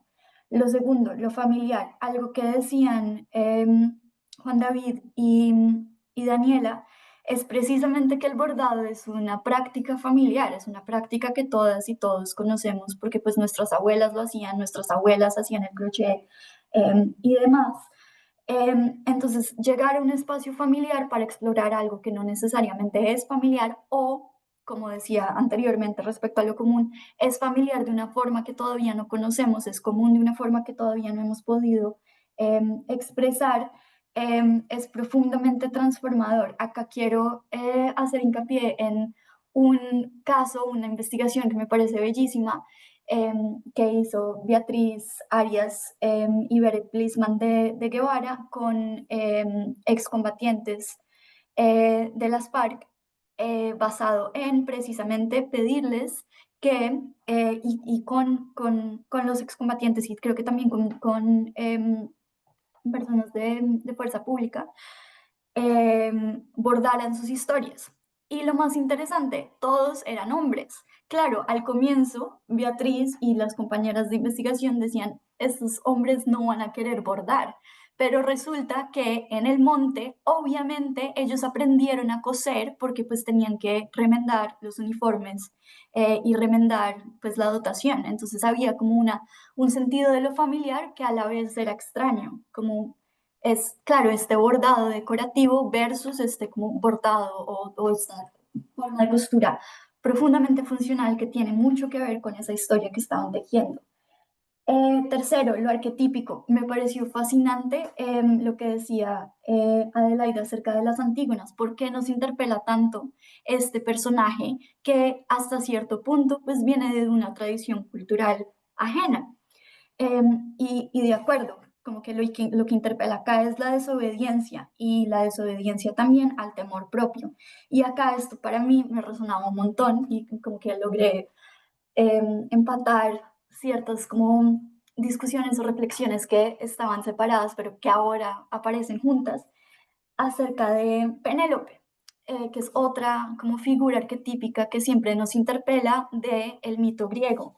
¿Por qué nos interpela? Como pensamos a Penélope como una mujer paciente, pero si volvemos a la historia de Penélope, resulta que ella lo que hace es un artificio, que es el artificio de tejer justamente y destejer todas las noches, precisamente para evadir a los pretendientes que pues la están acechando. O sea, esa es como la primera, como sí, como el momento de acoso arquetípico de nuestra cultura. Y también lo importante acá es que ya además está tejiendo no cualquier cosa, sino una mortaja, la mortaja que va a cubrir a Laertes, que pues es el papá de Odiseo. Entonces además está haciendo como un duelo a través del tejido y está de cierta forma como retando ese temor que tiene a la mirada masculina que la está acechando mediante el artificio, mediante el ingenio, que pues siempre pensamos como, oh no, Odiseo es el ingenioso, pero en realidad también el artificio de Penélope es ese y no su paciencia. Y eso me parece profundamente interesante, como pensar en esas dos cosas juntas. El tema de las lloronas también, la forma en la que se encuentran estos dos como momentos, como el tema del llanto y del mito de la llorona, que es tan latinoamericano, que se encuentra con el llanto de las madres de Gaza, a quienes les están matando a los hijos, y que ahora además se están muriendo de hambre. Me parece profundamente importante como conectar esos dos repertorios culturales de esa forma. Cuarto, lo corpóreo o las metáforas de lo corpóreo. Hablando, bueno, de Palestina y como de lo que hablaban Dani y Juan David al comienzo, el tema también de la prisión y del encierro y del marcaje del encierro de cierta forma, me recordaba mucho a la distinción que existe actualmente en los medios de quién es un rehén y quién es un prisionero. Las personas presas en cárceles israelíes, muchas de ellas no tienen cargos. Y eso resuena muchísimo con las figuras bajo las cuales se hacían las detenciones arbitrarias durante el paro, el traslado por protección. Ecos. Y la otra cosa que también tiene que ver con lo corpóreo y el encierro es la continuidad. Ahorita Chacho hablaba de discapacidad, mi tema de investigación tiene que ver con discapacidad, pero, y por eso la veo en todas partes, pero hay un eco muy importante entre em, el tema del que hablaban Juan David y, y Daniela acerca de como el régimen del sentido del neoliberalismo, y también Dani Buritica hablaba del tema de la individualización del trauma. como una forma de controlar cuerpos, agruparlos, contarlos y a los que nos sirven marginarlos. Y esto pues tiene mucho que ver con la forma en la que se encierran a las personas con discapacidad. Entonces, como de nuevo, como la relevancia o la continuidad que existe entre el encierro de quienes son desobedientes frente al Estado y quienes tienen cuerpos, comillas, desobedientes respecto a la norma, que en el caso de la mutilación ocular, pues convergen, ¿no? De una manera impuesta.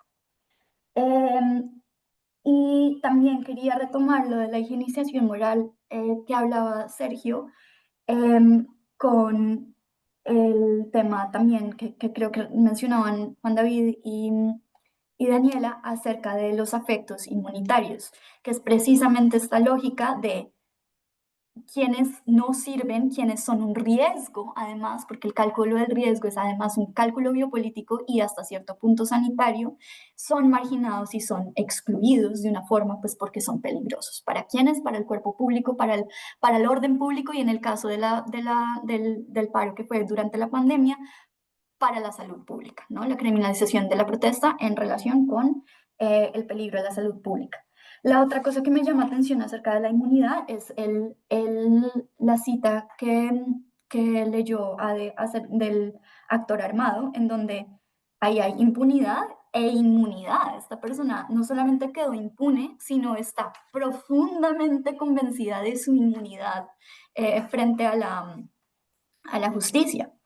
Entonces, eso también como que ahí hay un eco que me pareció importante e interesante. Y por último, hablando de la torsión, Ada y yo en algún momento hablábamos sobre, claro, la metáfora del tejido es supremamente bella y supremamente como conmovedora.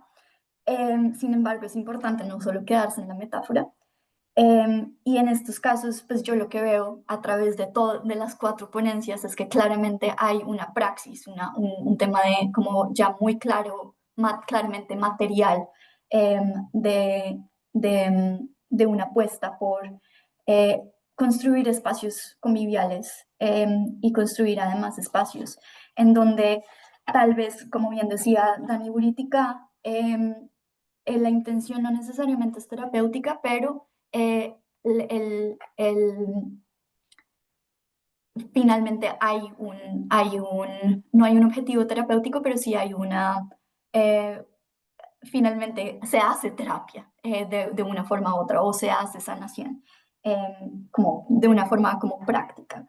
Y otra cosa que también pensaba respecto a la torsión es que, no sé, esto tal vez ya es un poco volado, pero yo pensaba como en la torsión del hilo, como cuando uno tuerce el hilo, cuando uno está tejiendo, y la posibilidad de hacer como coaliciones políticas entre grupos que no necesariamente se hubiesen encontrado de otra forma. No sé, se me ocurre, y este es como, de nuevo, como mi tema de tesis, entonces lo tengo como súper presente siempre, entre intereses respecto a la reforma policial o la abolición de la prisión, por un lado, y la lucha por los derechos de las personas con discapacidad, como qué tipo de coalición se podría encontrar ahí. Y ya, ahí cierro como mi resumen o como mis pensamientos respecto a lo que se ha dicho, que de nuevo, maravilloso. Y pues abro a preguntas, aunque, perdón, me demoré un montón, pero tenemos todavía tiempo para preguntas si la gente tiene preguntas.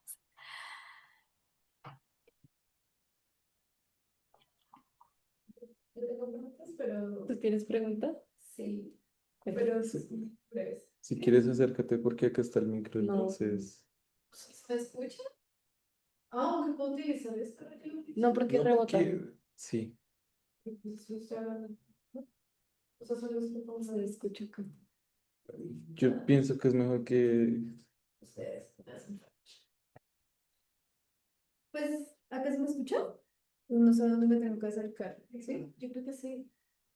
¿Sí? Sí. Ah, yo no.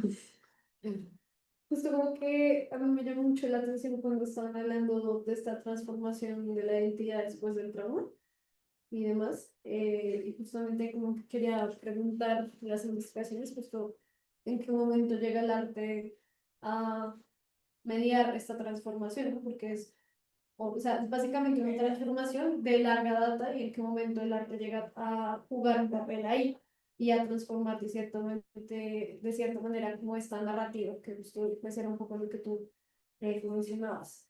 La otra que tenía, justo creo que hace un poco referencia a esto que mencionaba la compañera, y era de qué manera el arte pues también ha ayudado a generar redes de apoyo y cómo ha tocado diferentes identidades. Y esa última la tengo en relación eh, como, no supe cómo, o sea, lo pensé mucho en la lógica del teatro, un poco, pero no sabía cómo más plantearlo. Y era cómo se ve este acercamiento o comunicación con el público. Y no pensaba en el público así de una manera más em, como puntual posible, es decir, como yo acá en el escenario y el público allá alejado, sino el público es todas las personas que reciben esta comunicación, esta interlocución, ¿no? Y también lo pensaba mucho pasándolo también por el ámbito de la psicología, lo que hacíamos, pues yo también hago parte del costurero, pero lo que hacíamos en los espacios de costurero, decir como, bueno, o sea, esto en qué momento entra a sus propias relaciones, o sea, a la propia relación personal, o sea, ese cuerpo que de alguna manera pues no tiene la afectación directa, pero que de cierta manera eh, se inscribe en estas relaciones. Y cómo se ha hecho esa comunicación, cómo se ha interceptado, cómo no se ha quedado únicamente pues en las personas de alguna manera que pues nos importan estas luchas y demás, sino cómo se ha podido expandir esto, estos mensajes, estas narrativas y se ha llevado más allá. Y ya. No sé en qué orden quieran abordar las preguntas. Si quieren, hagamos quienes están en el salón primero y después quienes están virtualmente. Sí, pues la pregunta que tenía, la primera era, pues, sí, o sea, ¿en qué momento, o sea, cómo se vive esta relación con el arte en esta transformación de la identidad y de qué manera, cómo llega a pues, estos casos culturales y a estas transformaciones de identidad culturales? Gracias. No sé si ustedes tienen alguna pregunta.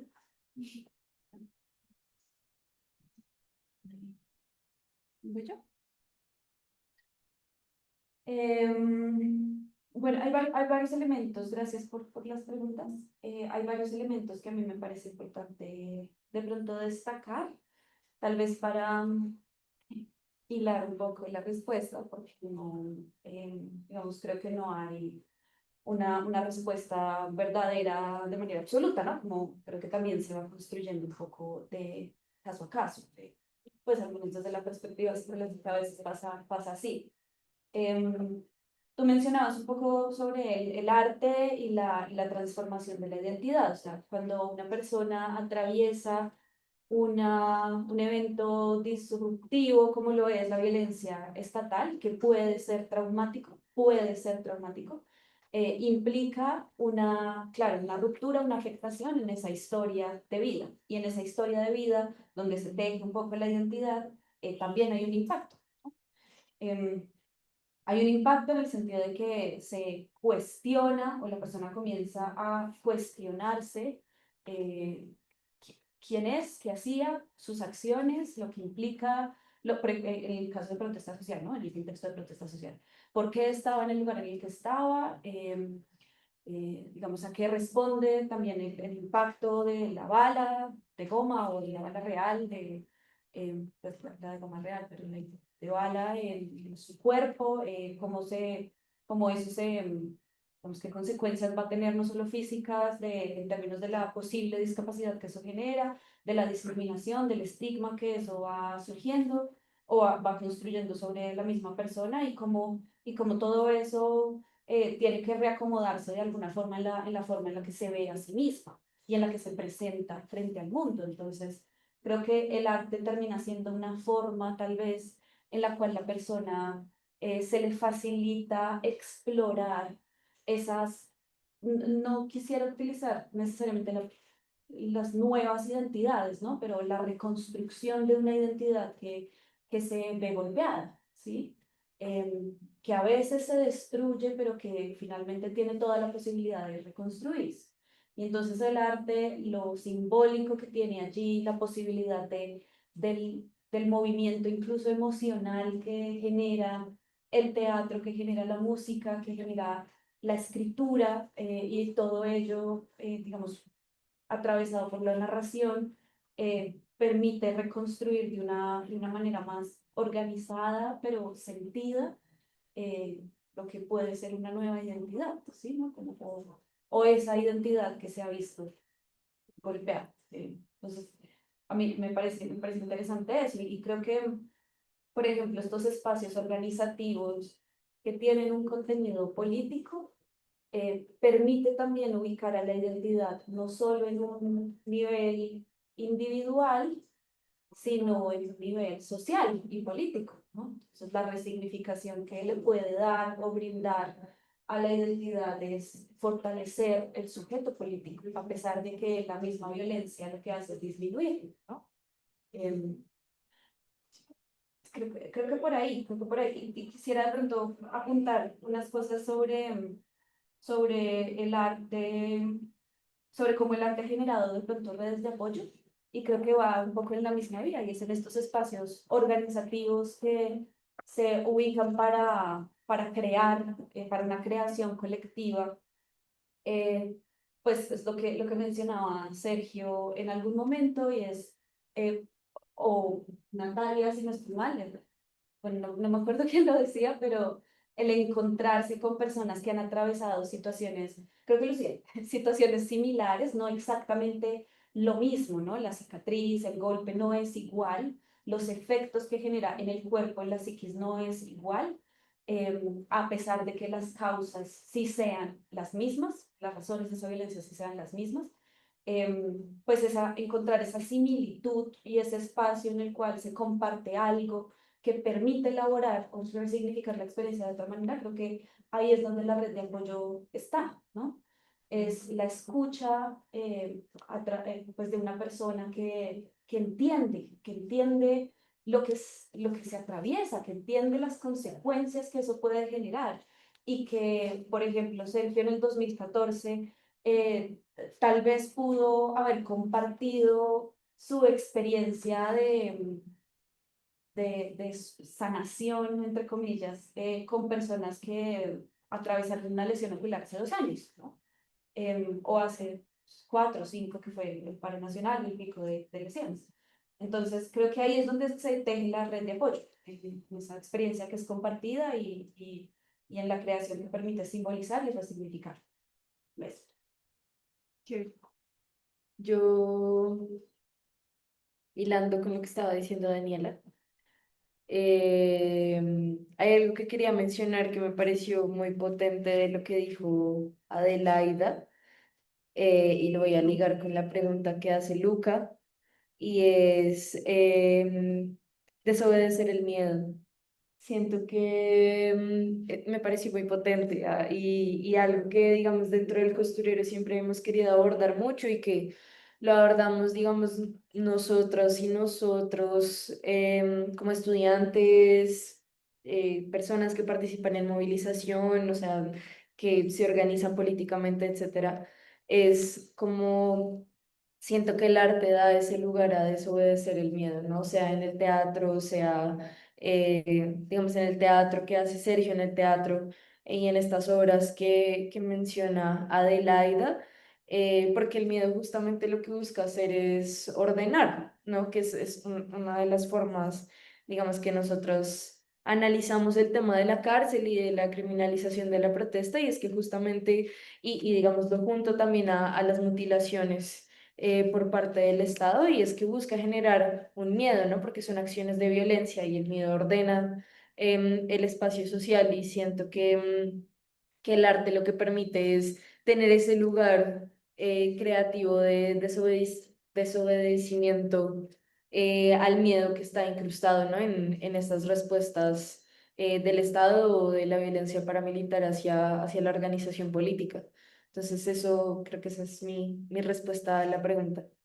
Yo quería meter la cucharada, perdón.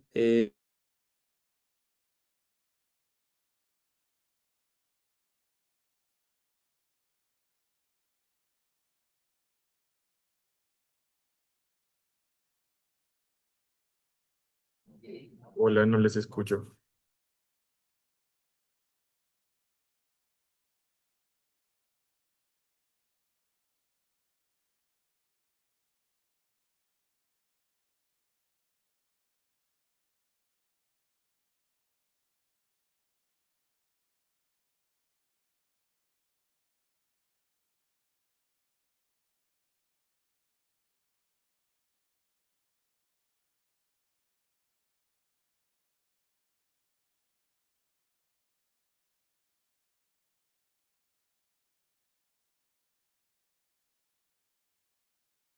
Se acabó.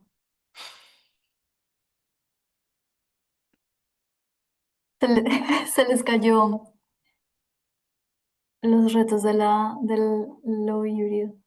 Se les fue el internet. Em, ¿Qué hacemos? ¿Esperamos un rato o em, mm, Ya volvimos. ya? Genial. Se cayó el Excelente. internet. Ah, no, acá estoy, acá estoy. Hola, hola. Eh, Juan David estaba haciendo una intervención y vamos No, yo solo a cerrar, espera, sí. porque están sí va hasta las 4, o sea, en el Ah, programa va hasta las 4:30, pero están aquí las compañeras de su mesa que es a ok, las 4. sí. Pues, Entonces, cierra, Sí, sí, hola. yo solo quería mencionar así rápidamente que pues este proceso del posicionamiento de la violencia genera una especie de fenómeno en la que se higieniza el imaginario social y ocurre mucho en el contexto de la protesta porque lo que logra toda esta violencia es posicionar la idea de que hay cuerpos que pueden protestar, que hay maneras que pueden protestar esos cuerpos y que todo lo que ocurre más allá de esos límites pues es o es válido atacarlos, o es válido legitimarlos, o es válido el asesinato de las personas que se ven de cierta manera, que hacen este cierto tipo de Solo vean cosas, eso, ¿cierto? Y están desamarrados. o que actúan, pues, pero ya, solo era ese comentario. Listo. Sí, creo que, Ay, perdónenme, yo tenía el micrófono abierto, lo siento con usted. Sergio. No sé Bueno, si Adelita o Lucía quieres decir algo. yo quería no, aprovechar para no. decir dos cositas sobre dos preguntas que se me quedaron. Una es sobre cómo la transformación a través del arte. Yo creo que no, o sea, sí hay una catarsis, o sea, es algo muy importante, pero pues el arte no suple lo que es la terapia. Eso sí, siempre se los he dicho mucho a mis estudiantes, si bien ellos se sienten muy bien, bueno, en Kira, no, que me siento acá muy feliz y todo, pues eso no sustituye lo que es la terapia, que es muy importante también asistir. Vamos que en temas psicológicos es pues importante recurrir a una profesional o a un profesional. Sin embargo, Ujú. pues el arte sí me ha ayudado bastante a lo que es la catarsis. Dos, en lo que recuerdo la última pregunta, que es en dónde se posiciona pues el espectador. Augusto Boal tiene un apartado muy importante que es el espectoactor, ¿no? El actor, el espectador que pasa a ser actor. Entonces siempre tenemos como en este pensamiento cómo involucramos al espectador, que también lo hace el maestro Grotowski. Entonces, en la hora del retumbar de mayo a media tarde, lo que hacemos es entregarles un parche y toda la hora la ven con el parche puesto, para que ellos también comiencen a sentir lo que está, pues, lo que se vivió y lo que han vivido. Entonces, digamos que se posicionan en diferentes momentos al espectador. No siendo más, pues les abandono, es que tengo que dar clase. No, sí, Gracias, ya Sergio. tenemos que cerrar. Gracias, Checho. Gracias a todas. Sé que tienen que correr como para dejar a las compañeras de la siguiente mesa ir, pero quiero rápidamente agradecerle a todas. Gracias, Ade, también, sobre todo, por tomar la batuta y Dani por organizar todo pues, en lo presencial. Y nada, una invitación para las personas que están en el salón. Escríbanos si tienen más preguntas. Y ya, gracias a todas. Gracias. Chao. Chao. Gracias Chao. a ustedes por organizar todo por allá. Mamá.